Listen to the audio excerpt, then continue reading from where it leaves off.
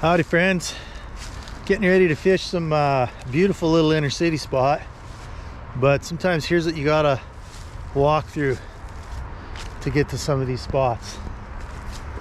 I mean, when you'll see where we're fishing, you'd never guess this is right behind me, but it is what it is. It's just an insane amount of litter anymore along our creeks and rivers. Hey, so today I want to ask a question. What would you do if you couldn't fish or hunt for a whole year? What if you lost your privileges? I had it happen to me 33 years ago hunting. It was something that wasn't malicious or intentional. It was something negligent on my part. I ended up getting a fine that I could work off with community service and lost my hunting for a year, and that was the hardest part. The reason I ask is this morning I had a thought that I have never thought before. I was taking my daughter to school and I thought, you know, maybe I can get some fishing in this afternoon. And then I realized, you know what? I might not have a license. I couldn't remember if I'd renewed for 2024 or not. In Indiana, it's so cheap to fish and hunt.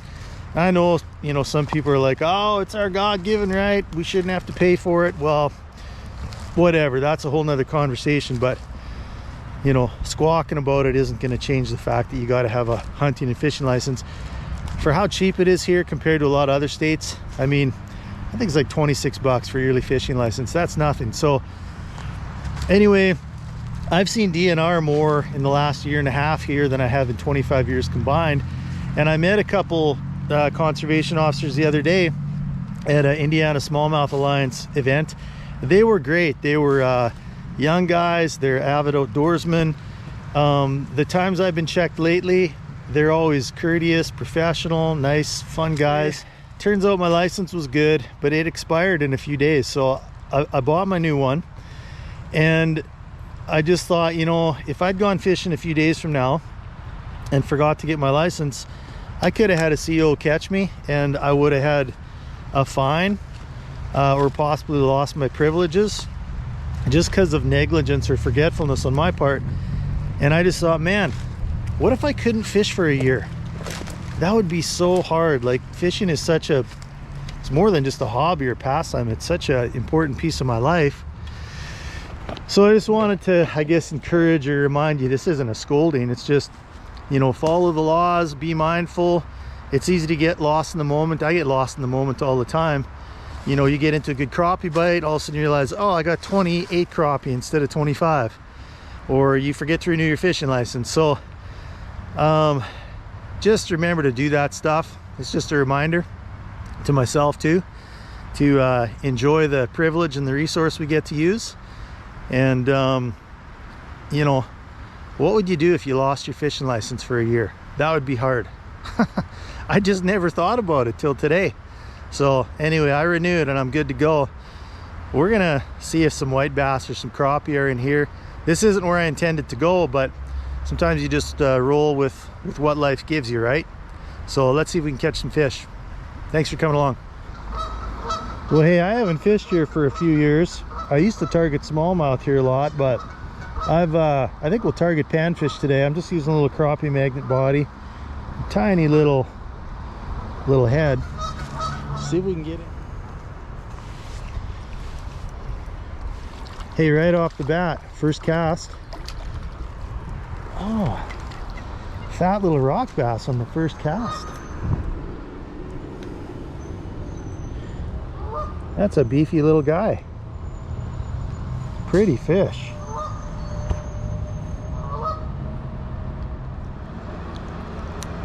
All right, let's get that little guy back.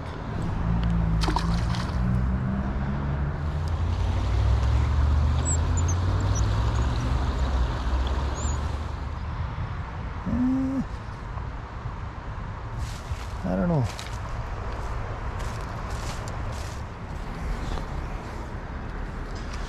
See if there's anything over by the goose. The goose that laid the golden egg. So if it does, that's my question for you. Think about, what would you do if you couldn't fish for a year? Let me know in the comments, how would that affect your life if you couldn't fish for 1 year? I don't want to think about it. All right, now I'm on to spot number 3. This is where I wanted to get to anyway. I was gonna go somewhere else, but they're doing construction down there, so I can't even pull in there. So it's like, well, why not just go to the spot you wanted to go to in the first place? Man, am I gonna be able to get over there?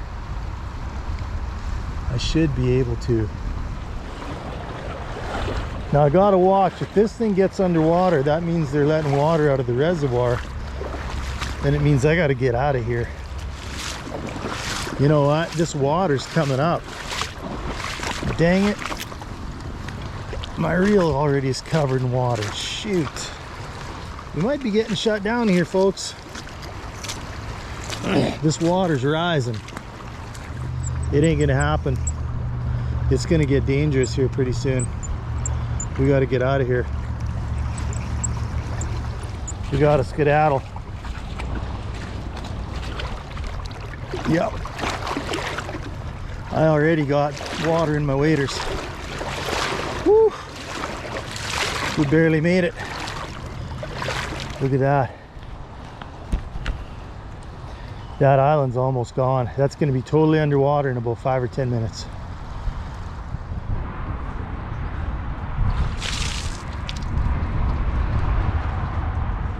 Yeah, I'm wet. We barely got out of there. That happened quick. So hey, we only caught a rock bass. Back to my initial question. What would you do if you couldn't fish for a year? Drop a comment below, let me know.